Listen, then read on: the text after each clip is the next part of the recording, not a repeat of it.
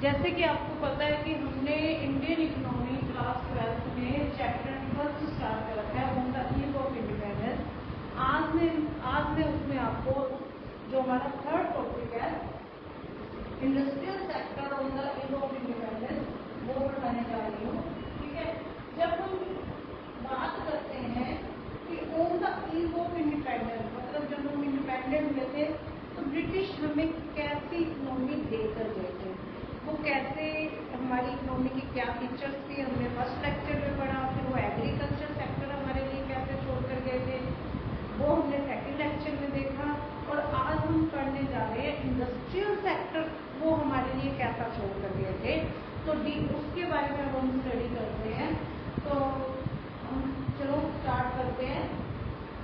जब हम industrial sector on the eve of independence की बात करते हैं तो उसमें सबसे पहले हम क्या देखते हैं, हम ये देखते हैं कि उन्होंने एक सिस्टमैटिक डी इंडस्ट्रियलाइजेशन हुआ था ड्यूरिंग द ब्रिटिश रूल। जब ब्रिटिश रूल चल रहा था तो उन्होंने बड़े सिस्टमैटिक वे में डी इंडस्ट्रियलाइजेशन किया था इंडियन इकोनॉमी में।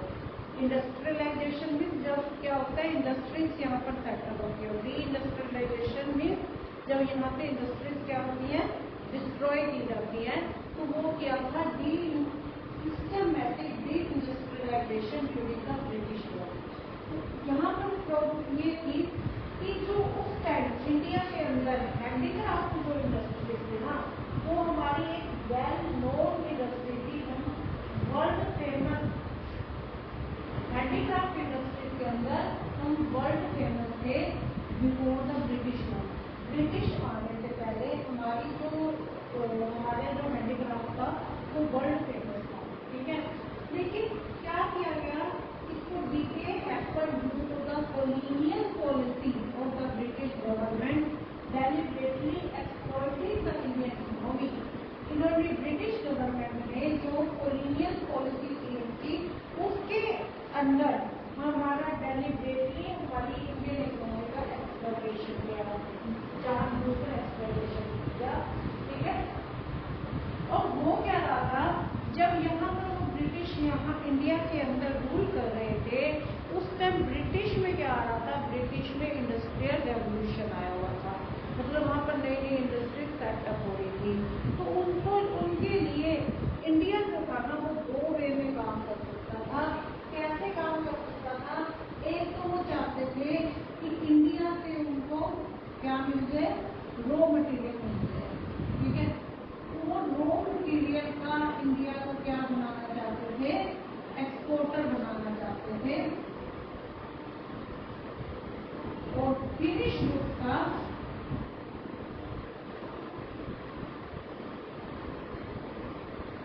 इंपोर्टर बनाना चाहते थे। तो इसलिए उन्होंने दो वे से उन्होंने इंडिया की इकोनॉमी को डिस्ट्रॉय करने की कोशिश की, इंडिया की इंडस्ट्रियलाइजेशन को, क्योंकि वहां पर जो ग्रेट ब्रिटेन के अंदर इंडस्ट्रियल रेवोल्यूशन था तो वो चाहते थे कि expand the market to India and इस फैक्ट्री में जो वहाँ पर उनकी फैक्ट्रीज में सामान बन रहा है वो चाहते थे यहाँ इंडिया के अंदर सेल हो जाए। ठीक है, तो डी इंडस्ट्रियलाइजेशन जो इंडिया में हुआ वो एक सिस्टमैटिकली प्लान था। ठीक है, और यहाँ पर ये था it was expected to cause the shift in domestic demand from Indian goods to British goods. वो चाहते थे कि इंडिया के मार्केट के अंदर इंडिया की डोमेस्टिक मार्केट के अंदर इंडिया के गुड्स की डिमांड ना आकर किसकी डिमांड आए, जो ब्रिटिश की इंडस्ट्रीज में गुड्स बन रही हैं ब्रिटेन की गुड्स हैं उनकी डिमांड वो चाहते थे कि इंडिया के अंदर की जाए।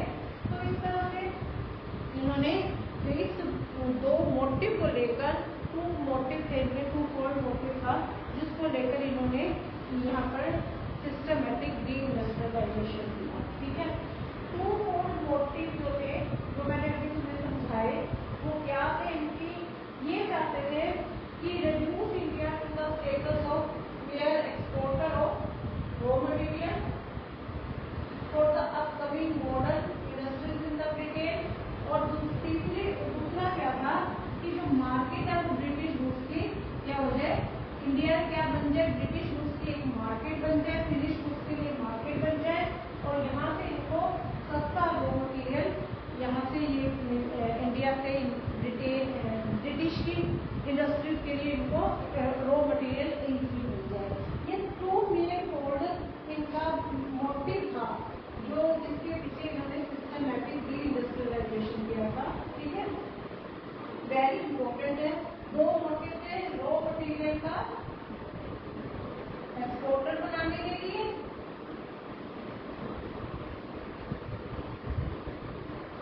और दूसरा क्या था इनका कि वो चाहते थे कि इंडिया की मार्केट को यूज करें फॉर ब्रिटिश गुड्स।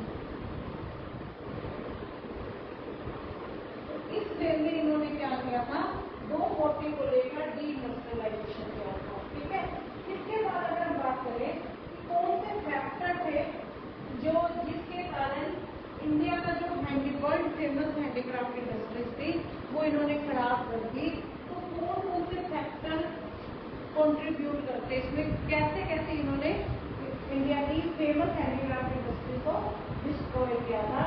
वो इन्होंने 3 वे में किया था। ठीक है, 3 वे कौन कौन से थे इसमें, एक तो था टैरिफ फ्री इंपोर्ट, एक था हैवी एक्सपोर्ट ड्यूटी और ड्यूटी फ्री एक्सपोर्ट। ठीक है, ये चाहते थे कि जो टैरिफ फ्री इंपोर्ट होना चाहिए ब्रिटिश गुड्स का इंडिया के अंदर। ठीक है, देखो जब भी ब्रिटिश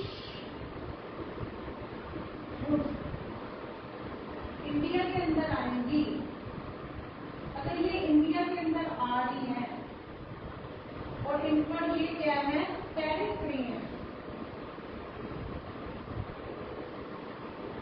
तो ये इंडिया की मार्केट में क्या हो जाएंगी, चीप हो जाएगी।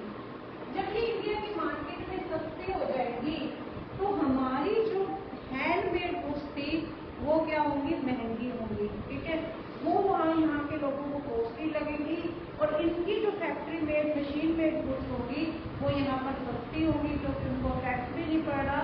तो यहाँ पर डोमेस्टिक मार्केट में, इंडिया की डोमेस्टिक मार्केट में फिर किन गुड्स की डिमांड आएगी, ब्रिटिश गुड्स की डिमांड आएगी। ठीक है, दूसरा इन्होंने किया था एक्सपोर्ट के ऊपर। एक्सपोर्ट पर इन्होंने 2 वे में किया था।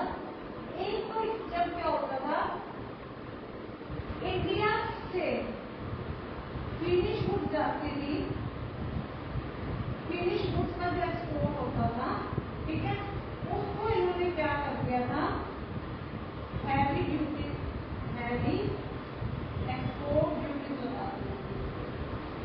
हैवी एक्सपोर्ट ड्यूटीज का मतलब क्या था कि फॉरेन की मार्केट में, ब्रिटेन की मार्केट में वो गुड्स क्या थी, इंडियन गुड्स क्या हो रही थी, कॉस्टली हो रही थी। जब इंडियन गुड्स क्या हो जाएंगी, महंगी हो जाएगी, तो वहां पर इंडिया की गुड्स को फॉरेन मार्केट में कोई भी परचेज करने के लिए तैयार नहीं होगा। तो देखो इन्होंने 2 वे में किया। एक तो जो इनकी फिनिश गुड्स यहाँ पर आ रही थी उनको इन्होंने टैक्स फ्री कर दिया, और यहाँ से जो फिनिश गुड्स ब्रिटेन में जा रही थी उनको इन्होंने उस पर हैवी एक्सपोर्ट ड्यूटी लगा दी। इस तरह से दोनों जगह से, फॉरेन मार्केट से भी और डोमेस्टिक मार्केट से भी, दोनों जगह से इंडिया की जो गुड्स थी उसको बिल्कुल ही कोई परचेज करने के लिए तैयार नहीं था। दोनों ही मार्केट इन्होंने खराब कर दी थी, दोनों ही मार्केट में डिमांड क्या हो गई थी, खत्म हो गई थी। उसके बाद हम लगता है जब ये यहाँ से रॉ मटेरियल मंगवा रहे थे, रॉ मटेरियल का जो एक्सपोर्ट था, उस रॉ मटेरियल की जरूरत थी कहाँ पे, ब्रिटेन की मार्केट में जरूरत थी, ब्रिटेन की इंडस्ट्रीज में जरूरत थी रॉ मटेरियल की। तो वो ये चाहते थे कि इनको सस्ते से सस्ता मिल जाए, बहुत चीप मिल जाए, तो इसलिए उसको इन्होंने क्या रख दिया था, ड्यूटी फ्री एक्सपोर्ट कर दिया था। तो रॉ मटेरियल यहाँ से सस्ता जाता था, लेकिन यहाँ से फिनिश गुड्स महंगी जाती थी, और वहां से जो फिनिश गुड्स होती थी वो सस्ते जाती थी। इस तीनों चीजों को यूज करके इन्होंने हमारी जो हैंडीक्राफ्ट इंडस्ट्रीज थी उसको बिल्कुल ही डिस्ट्रॉय कर दिया था। इसी को क्या बोलते हैं, डिस्क्रिमिनेटरी टैरिफ पॉलिसी। ये हमारा 2 या 3 मार्क्स का क्वेश्चन आपका ही आता है CBSE में, तो आपको इसको अच्छे से याद कर लेना है कि अगर आधे क्वेश्चन डिस्क्रिमिनेटरी टैरिफ पॉलिसी, तो डिस्क्रिमिनेटरी टैरिफ पॉलिसी का मतलब है tariff free import, heavy export duty on Indian handicraft industries और ड्यूटी फ्री एक्सपोर्ट। ठीक है, तो ये आपकी क्या आती है, डिस्क्रिमिनेटरी टैरिफ पॉलिसी आती है। ठीक है, इसके बाद आ जाता है हमारा expansion of low cost of British goods. Low cost of British goods क्या था, देखो जो ब्रिटिश के अंदर, जो ब्रिटेन के अंदर कुछ बन रही थी, वो लार्ज स्केल मशीन प्रोडक्शन होती थी, जिसके कारण उसकी कॉस्ट क्या बढ़ रही थी, बहुत कम बढ़ रही थी।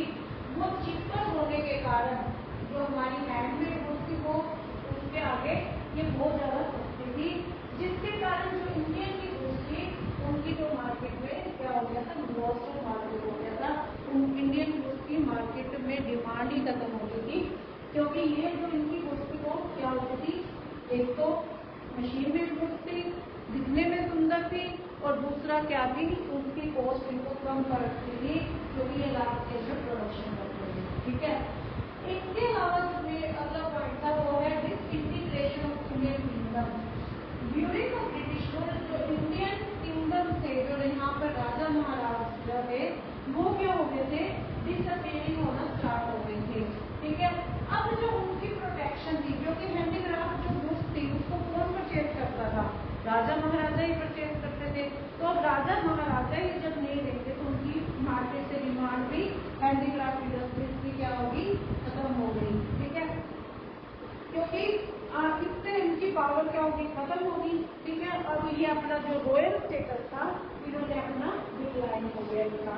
ठीक है, इसके बाद अगला पॉइंट है हमारा loss of skill artisans and lack of capital. ये भी एक इम्पोर्टेंट पॉइंट था, ड्यू टू जो यहाँ पर क्या था कि हमें क्या करना पड़ता था कि कॉम्पिटिशन मिल रहा था हैंडीक्राफ्ट इंडस्ट्री को, तो वो अनइकोनॉमिकल अनअवेलेबल होगी थी। ठीक है, स्किल जो हमारे आर्टिशन थे, जब हमारी हैंडीक्राफ्ट इंडस्ट्री हैंडीक्राफ्ट उसकी मार्केट से डिमांड खत्म होगी, तो हमारे जो स्किल आर्टिशन थे वो भी धीरे धीरे कम होने शुरू हो गए, इन्वेस्टमेंट जो थी वो भी कम होनी शुरू होगी, जिससे क्या है कि हैंडीक्राफ्ट इंडस्ट्री हमारी खराब होनी शुरू होगी। तो इस तरह हमारा इन्होंने बड़े सिस्टमैटिक वे में हमारे हैंडीक्राफ्ट इंडस्ट्रीज को क्या कर दिया था, डिस्ट्रॉय कर दिया था। इसके बाद इसके अलावा क्या था कि इंडस्ट्रियलाइजेशन के अंदर हमारी हैंडीक्राफ्ट इंडस्ट्री तो टिके हुई थी। इसके अलावा जो हमने ये भी देखा कि जो मॉडर्न इंडस्ट्रीज थी, ठीक है, मॉडर्न इंडस्ट्री की ग्रोथ भी बहुत ज्यादा धीमी थी, मतलब बहुत धीरे धीरे मॉडर्न इंडस्ट्रीज की डेवलपमेंट हो रही थी। मॉडर्न इंडस्ट्रीज जो 1850 और 1947 में चली, तो ब्रिटिश के राज में मॉडर्न इंडस्ट्रीज की जो ग्रोथ थी वो वेरी वेरी स्लो थी। 19th it was only the second half of 19th century modern industries थोड़ी सी इमर्ज होनी शुरू हुई थी, जिसमें हमारा था कॉटन और जूट मिल थी, ये वहाँ पर सेटअप हुई थी महाराष्ट्र, गुजरात और बंगाल में। ठीक है, जो कंट्रोल वाली काफी इंडिया थी। टाटा आयरन एंड स्टील की बात करते हैं तो जिसको इनकॉर्पोरेटेड हुई थी 1907 में।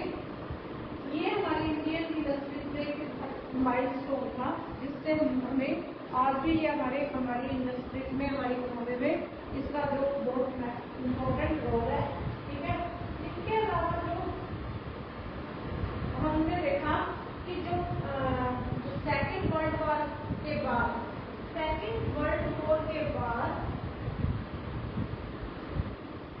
सीमेंट, पेपर और शुगर इंडस्ट्रीज यहाँ पर सेटअप होनी स्टार्ट हो गई थी। कैपिटल गुड्स अभी भी हमारे यहाँ पर बहुत ही कम थी, ये एक हमारे लिए बहुत बड़ा ड्रॉबैक है। और स्टेट पार्टिसिपेशन भी बहुत ही कम था, जिसमें रेलवे, पावर और कम्युनिकेशन कोर्स वगैरह से था, लेकिन वो लिमिटेड एरिया में ही उनका पार्टिसिपेशन था। तो इस तरह हमारे जो इंडस्ट्रीज के बारे में हमने पढ़ा कि on the eve of independence हमारी इकोनॉमी में इंडस्ट्रियलाइजेशन को कैसे इन्होंने डी इंडस्ट्रियलाइजेशन किया, कैसे इन्होंने हमारी लिया, जिसका मेन रोल है जिसमें डिस्क्रिमिनेटरी टैरिफ पॉलिसी के बारे में। होप आपको अच्छे से समझ आ गई होगी। Thank you.